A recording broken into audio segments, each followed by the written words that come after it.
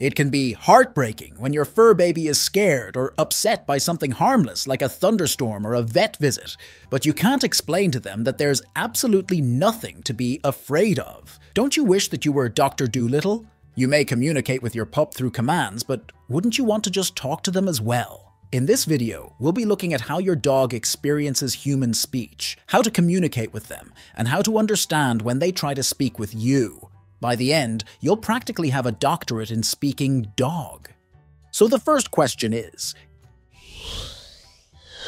can my dog understand me? Well, it depends what you mean by understand. The average dog can learn about 160 individual commands, and a particularly clever pup can be capable of learning a whopping 200 words or phrases. This puts them on about the level of a 2-year-old human child. However, if you tried using a foreign language based on what you remember from high school, you're probably all too aware that there's more to language than just learning a bunch of vocabulary words. A 2-year-old child and a dog may know roughly the same number of words, but the average 2-year-old will already be starting to string those words into simple sentences and will be able to recognize the difference between statements and questions. A dog, on the other hand, will often have trouble even distinguishing between words that sound too similar to each other. A 2020 study showed that dogs' brains don't really process the difference between sit and sid or sip. They can understand that when a human makes a specific sound, it means that they need to do a specific action, but they can't really understand what the link between sound and meaning actually is. To a dog, sitting in response to the word sit is no different to sitting in response to a specific hand gesture or a whistle. Does my dog like it when I speak to them? Probably yes, but not for the reasons that you might think. It can be frustrating when you're trying to get your dog to do, or not do, something, but you can't get them to understand. Dogs might find too much speaking stressful if you're doing it while you're in the middle of issuing commands. In this context, they know that they're meant to be doing something in response to a specific word or phrase, but they can struggle to pick that word or phrase out of the jumble of speech. Since they want to please you, this makes them stressed. However, in other contexts, your dog will probably enjoy hearing you talk to them. Even though they can't understand exactly what you're saying, they can pick up on tone of voice and know when you're praising them or expressing affection. They're also likely to appreciate you focusing so much attention on them. Dogs love being talked to so much that some dog shelters will even hire people to read to the dogs in their care as part of their enrichment. You can even try this at home with your own pup. Just make sure that you keep your tone light and happy. Since dogs tend to find higher-pitched sounds easier to hear, you might also find that your pup prefers it when you speak to them in a higher-pitched voice. Yep, your fur baby enjoys baby talk. What does talking to my dog do for me? Your dog isn't the only one who can benefit from you talking to them. Talking to dogs is actually very beneficial to the mental health of their humans as well. Humans are social creatures who require regular contact with other people in order to feel happy. If we don't have access to another human, however, studies have shown that interacting with pets helps decrease the levels of cortisol, the stress hormone in the human brain. Your dog might not be formally qualified to act as your therapist, but talking about your problems to somebody who you know will never judge you or spill your secrets can be a great help in times of stress. Putting your problems into words is often the first step to solving them. For people who find diaries hard to keep up, a daily chat with your canine companion can be a great substitute.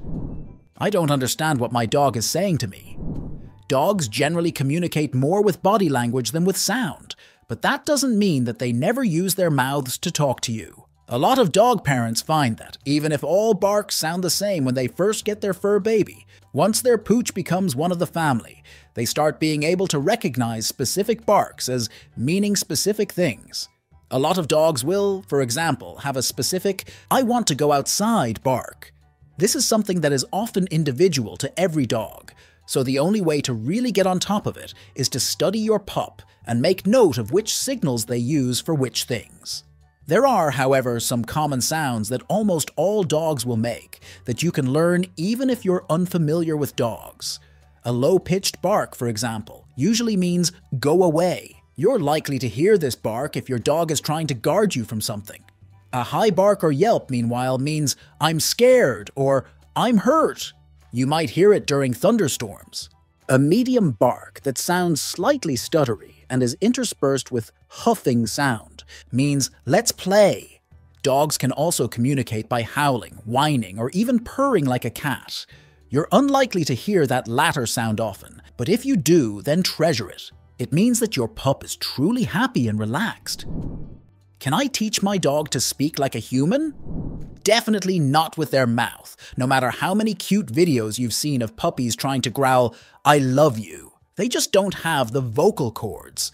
But recently, talking buttons have become a very popular way of allowing dogs to supposedly speak in a way that their humans can understand.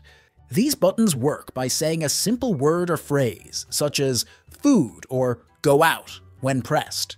The idea is that the dog can use them to ask for things, or even to communicate when they need help. In theory, a dog who has been trained to associate certain buttons with certain body parts, for example, could then use those buttons to let their dog parent know that they have a sore paw or a tummy ache.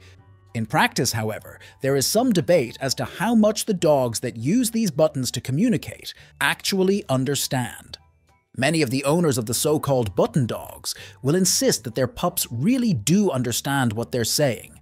One owner even claimed that her dog, Parker, was demonstrating an ability to create new words after he pressed the buttons for squeaker and car when an ambulance drove by. Many experts, however, are more skeptical. Some argue that a dog who presses the loves button, for example, might not be thinking, "I love my human and want to express it," but rather, "I want to press this button because when I do, I get pets." Being able to understand that pushing the play button gets the humans to give you a toy is not too different than being able to understand that sitting when someone says sit gets you a treat. Button dog owners would do well to remember the case of Clever Hans, an early 19th century horse whose owner claimed to have taught him how to solve math problems. Hans would respond to math questions by stomping his hooves a certain number of times. His trainer truly believed that Hans was solving the problems himself, but later studies proved that the horse was actually responding to slight, involuntary changes in the body language of the person asking him the questions. This ability of animals to figure out the correct answer to a question or response to an experiment purely by looking at the body language of the human questioner is now called the Clever Hans effect in Hans's honor. Could this be the secret behind the button dog's amazing abilities? If your dog was magically granted the power of speech, what would they say to you? Well, check out this video to find out which human behaviors make our pups think we're crazy.